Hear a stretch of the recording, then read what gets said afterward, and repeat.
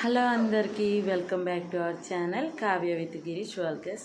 మన ఛానల్ ఎవరైనా first time చూస్తుంటే సబ్స్క్రైబ్ చేసుకోండి, మన వీడియోకి అయితే లైక్ చేయండి.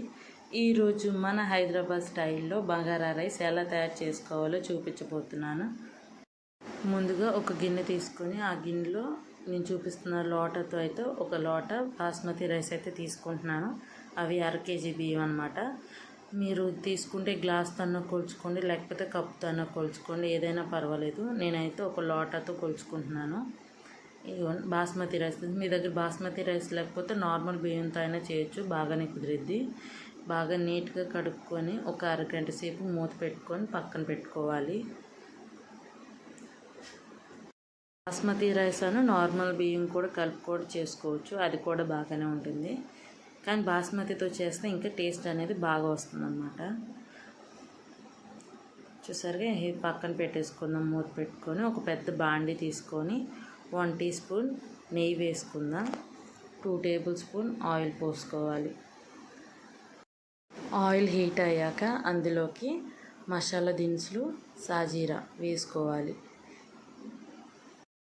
వాటిని లైట్గా ఫ్రై చేసుకున్న తర్వాత దాంట్లోకి కొద్దిగా జీడిపప్పు కూడా వేసుకుందాం.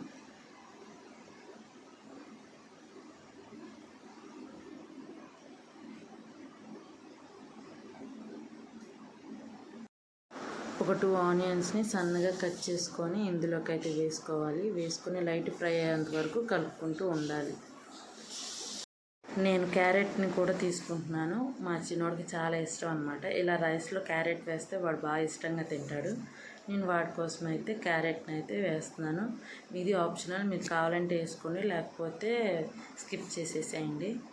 చూసారా, క్యారెట్ వేసుకొని ఒక 2 పచ్చిమిర్చి సన్నగా కట్ చేసుకొని వేసుకోవాలి.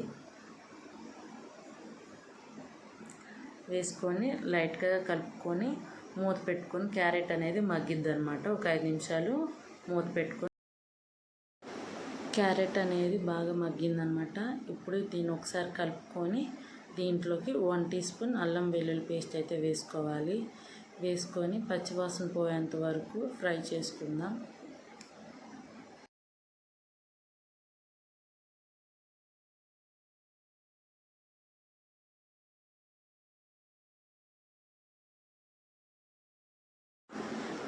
పచ్చివాసన పోయిన తర్వాత ఇందులోకి కొద్దిగా పుదీనా, కొత్తిమీర వేసుకొని మొత్తం కలుపుకోవాలి. ఇది కొంచెం మగ్గిన తర్వాత దీంట్లోకి 1 టీ స్పూన్ గరం మసాలా అయితే వేసుకోవాలి.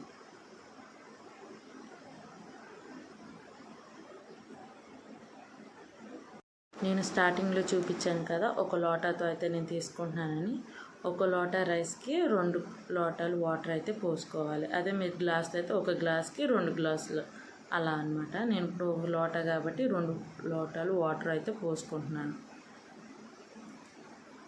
వాటర్ అయితే పోసుకొని టేస్ట్కి సరిపడా సాల్ట్ అయితే వేసుకోవాలి. సాల్ట్ వేసుకొని మొత్తం ఒకసారి కలుపుకోండి. సాల్ట్ అనేది దీంట్లో సరిపోయిందో లేదో ఒకసారి టేస్ట్ చేసి చూసుకోండి. చాలకపోతే ఇంక కొద్దిగా అయితే వేసుకోండి. తర్వాత దీంట్లోకి నిమ్మకాయ అరబద్దన అయితే పిండుకుంటున్నాను. ఒకసారి ఈ వాటర్ అంతా మొత్తం కలుపుకొని మూత అనేది పెట్టేసుకోవాలి. మూత పెట్టుకున్న తర్వాత ఈ వాటర్ అనేది బాగా మరిలిన తర్వాత రైస్ అనేది వేసుకోవాలి. చూద్దాం, ఇదిగోండి వాటర్ అనేది బాగా మరలుతున్నాయి అన్నమాట.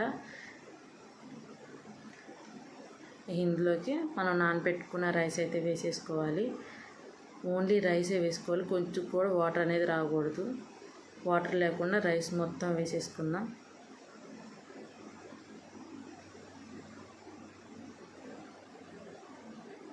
వేసుకొని మొత్తం ఒకసారి కలుపుకొని మీడియం ఫ్లేమ్లో ఉంచుకొని మూత పెట్టేసుకుందాం.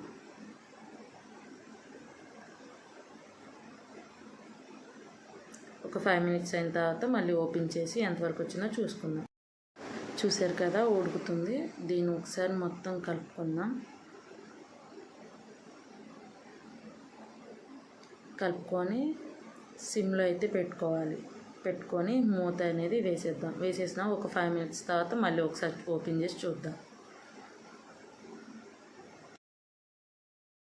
మన బగారా రైస్ అయితే అయిపోయిందనమాట. దీని మీద కొంచెం 1 టీ స్పూన్ నెయ్యి అయితే వేసుకొని, కొద్దిగా పుదీనా, కొద్దిగా కొత్తిమీర అయితే వేసుకొని ఒక 5 నిమిషాలు అయితే మూత పెట్టుకొని ఉంచుకుందాం. చక్కగా పొడి పొడిగా అయితే మన బగారా రైస్ అయితే వచ్చేసిందనమాట. చాలా సింపుల్ రెసిపీ, ఖచ్చితంగా ట్రై చేయండి. ఎలా వచ్చిందో కామెంట్ చేయండి. ఇంతేనండి. దీని కాంబినేషన్ చికెన్ కర్రీ అయితే సూపర్గా ఉంటుంది. మన వీడియో కనుక మీకు నచ్చితే లైక్ చేయండి, మన ఛానల్ అయితే సబ్స్క్రైబ్ చేసుకోండి. Thank you for watching.